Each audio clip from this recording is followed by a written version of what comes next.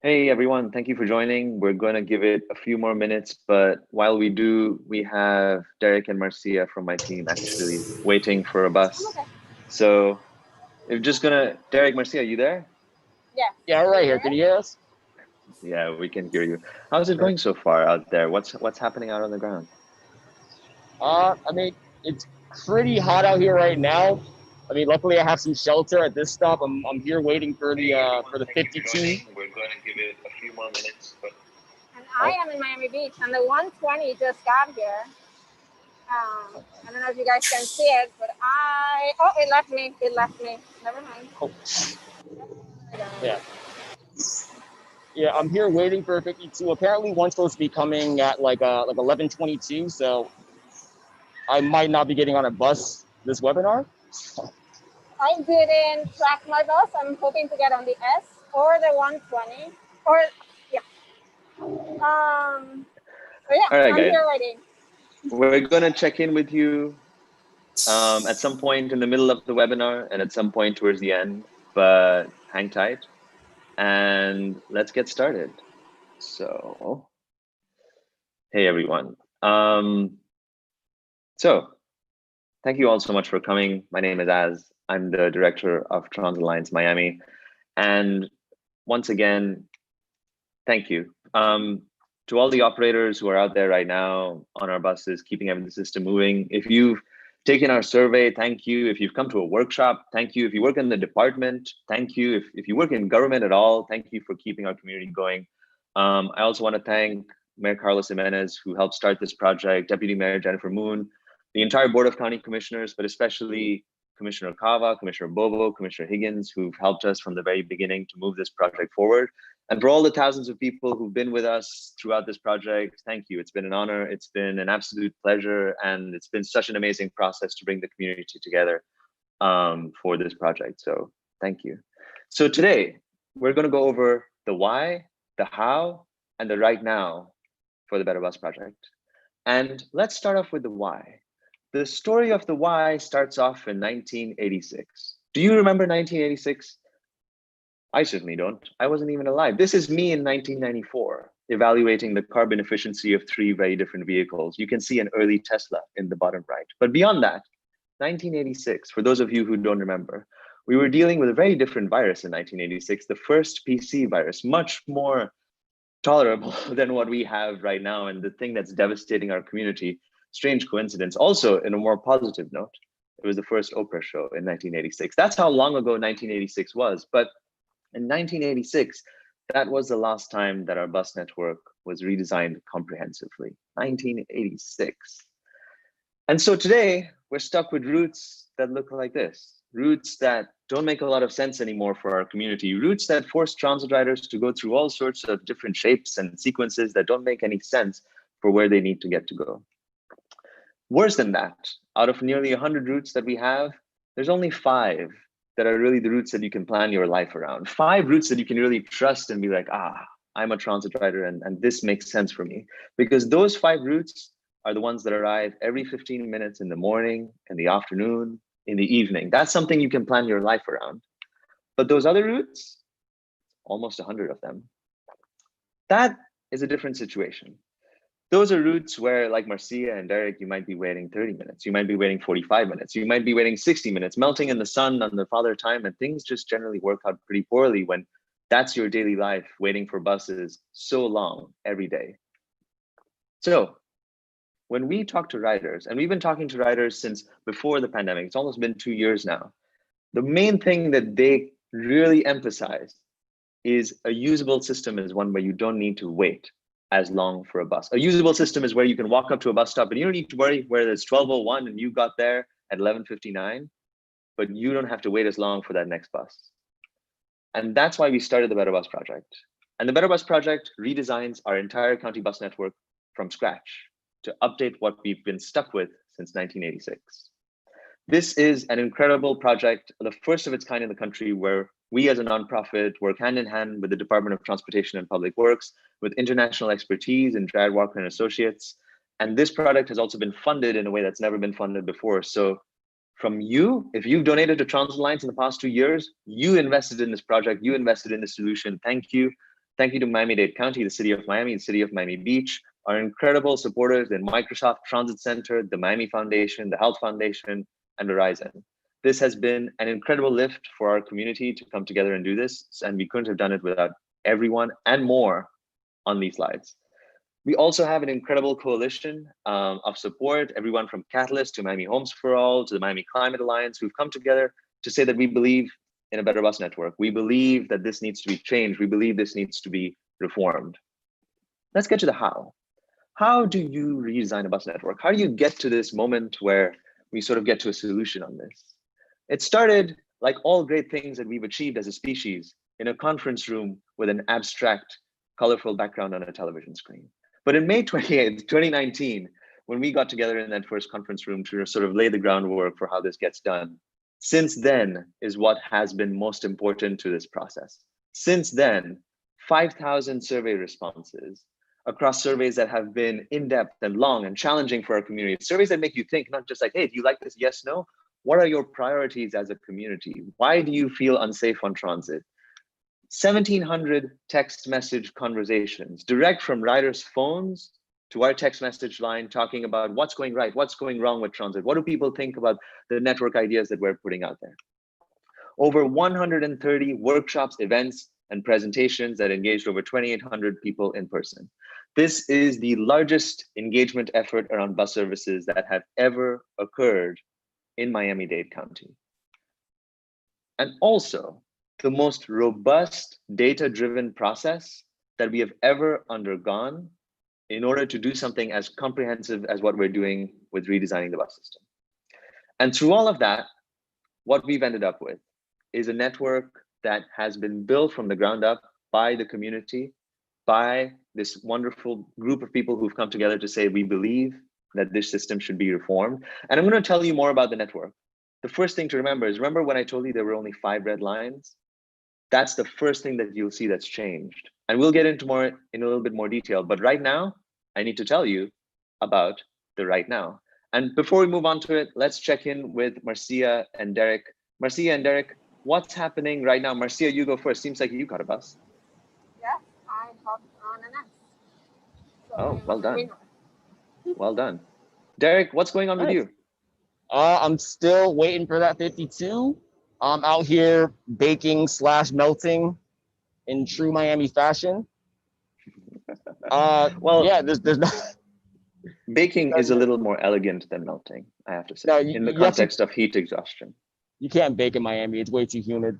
All right, we'll check in with you guys at the end of the webinar, but let's talk about the right now in terms of what's happening with our transit system right now. We need to talk about 3 things. We need to talk about the transit emergency we are facing. We need to talk about how do we deliver equitable service. We need to talk about what transit needs to do to help our economy recover. Let's start with the transit emergency that we're facing right now. It's more important than ever to deliver efficient and resilient service. Let's dive into this a little bit deeper. We've been surveying people over the past month about how safe they feel riding the transit system during the coronavirus crisis. I want to show you some of the results from that survey. We've also been handing out masks, and special thanks out to Verizon for helping support our mask distributions out on the street with transit riders. 41% of people feel unsafe on transit due to coronavirus. Now, humble yourself if you haven't been on transit during the pandemic, because you have no idea how difficult it is to go through the economic uncertainty that you're going through right now and have to deal with transit every day with a system where you have no control. Is your bus full? Is your bus going to leave you behind? This is bad for our society, where almost half of people feel like they don't feel safe on transit. How can we move forward past this moment? 43% of riders have experienced overcrowded vehicles, which is another huge problem that is very difficult to deal with as a system. 51% of riders have been left behind by a full bus or train during the pandemic. Just imagine that you're at your bus stop, your next bus might be in 30, 45, 60 minutes. It passes you by because it's full because of social distancing.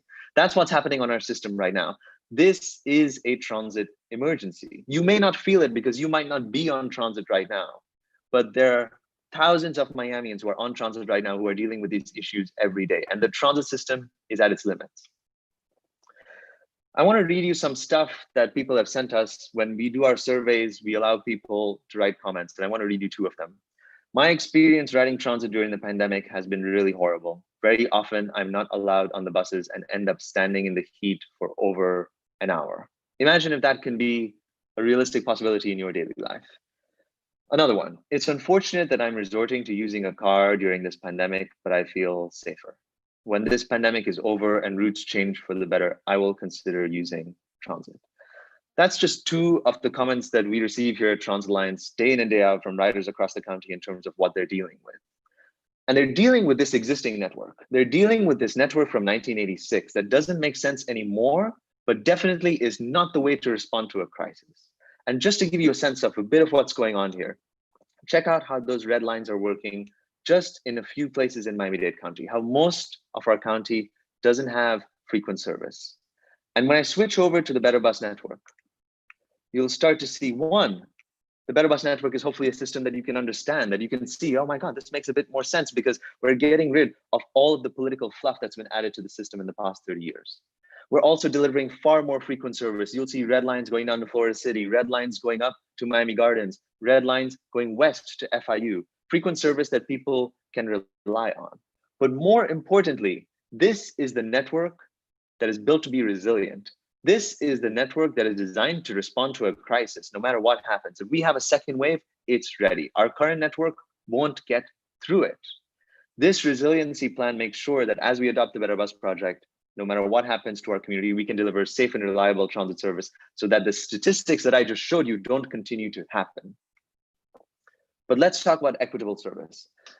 Delivering equitable service has a lot of dimensions to it. I'm going to focus on one, but just know that there's a whole suite of things that come together to actually deliver equitable service.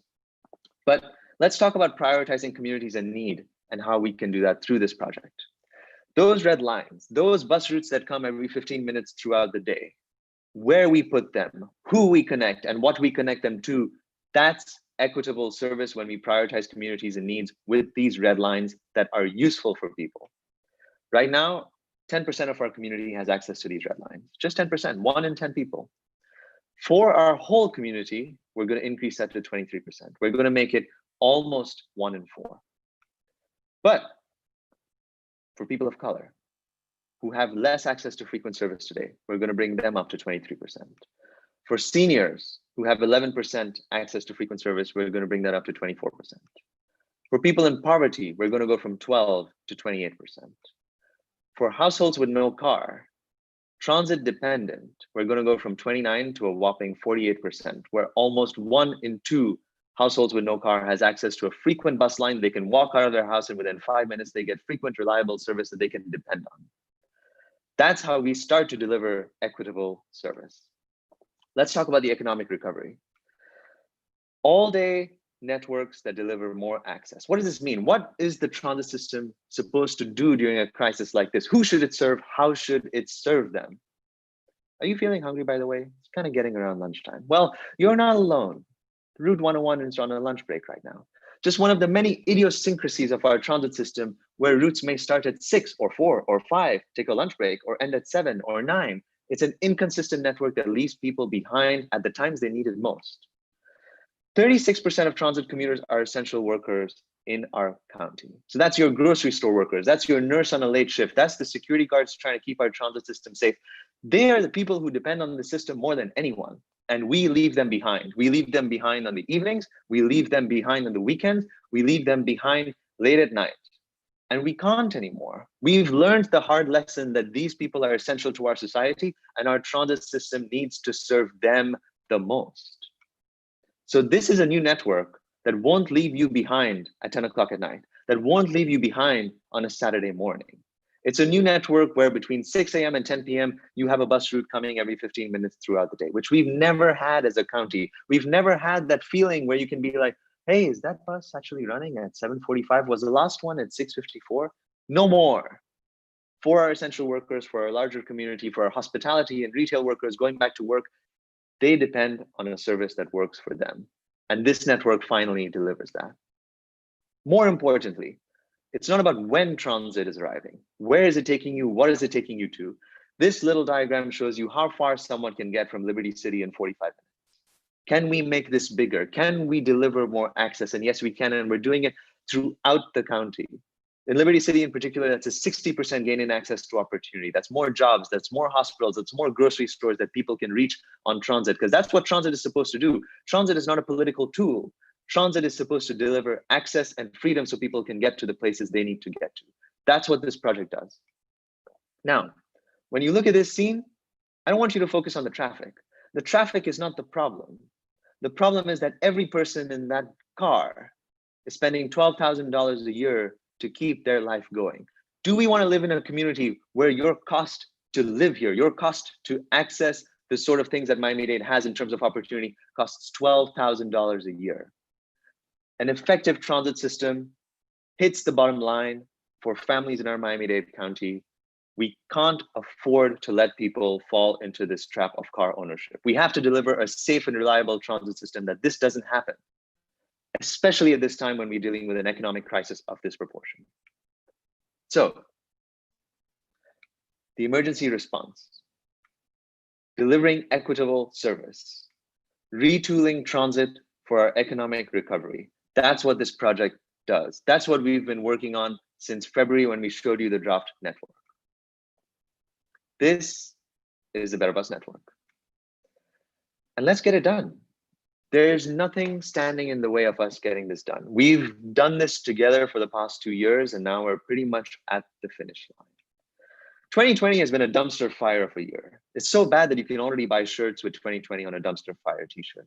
You can even get a tattoo, but that's a little bit more extreme. But 2021, it might be better. Come on. It might be daisies and unicorns, but in 2021, do we want people returning to the bus network of 1986? Is that how we're going to welcome people back to the first time that they're going to feel normal in over a year? It's like, hey, yo, welcome back. 1986 is here to greet you. No, we can't do that.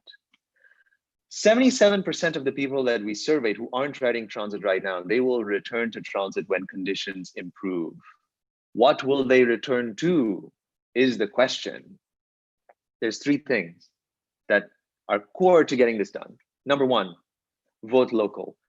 Transit Alliance does not endorse or oppose any candidate for elected office. But do you know where your commissioner stands? Do you know where your mayor stands? Do you know if they're going to be the one who takes us forward into 2021 with a new bus network, or keeps us back in 1986 where the routes don't work for you? Vote local is incredibly important this year, especially. Join us. There's so many ways to join Transit Alliance. You can join our rider response group. You can join our coalition. You can be a volunteer. Transit Alliance is a family of people just like you who care about getting this done. It's really important that don't be a stranger. If you're watching this and you haven't talked to me, if you haven't talked to Marcia or Derek or Maria, talk to them. We're riders just like you, and we want to see this done, but we can't do it without you. Number 3, donate. We are a nonprofit organization. The only reason we've gotten this far is because people have believed in us and invested in us from the beginning to say, hey, this is worth my time, this is worth my money, this needs to happen. If you are able to pitch in $2, that's what it starts at, just $2 a month. Transit is free right now. What you were spending on transit, $2 a month to Transit Alliance, it takes us a long way. This experiment doesn't happen without your support. If you have questions, there's some things I haven't covered, contracted routes, for example, or the trolleys. If you have questions, and you probably have a few, we're here. Send us an email, team@betterbus.miami. We'll get back to you. Final report. After this presentation, we're going to put the final report online. Have a read. It's actually a wonderful report to read. It's not one of those dry, horrible reports. It's written very well, and the team at Jared Walker & Associates put an incredible amount of thought into making sure that it's accessible to as many people as possible. So, friends, meet the Better Bus Network. And Marcia and Derek, how's it going out there? I'm on the bus. I'm on the bus. So, Derek, nice. You're still out there though. Yeah, as predicted. Like I said, I probably wasn't going to get on a bus this webinar. Just knowing that by the time it started, I still had another 20-something minutes to wait, and that was the scheduled time. So, I mean, it's as expected. By this point, kind of used to it, but it would have been nice to be on the bus by now. What else can I say? And one last thing, the route I'm on is one of those 5 15-minute routes, and the route Derek is on is not. Which it is not. Yeah. This is the The 52 Yeah. Goulds. The reason Marcia caught a bus is exactly because of those red lines that we need to deliver to more people across this county. So thank you for joining us. Thank you for supporting this project. Thank you again. You guys have been incredible. Everyone that has supported us on this journey. Let's get this done. We'll see you in internet land and hopefully on the streets soon. Take care.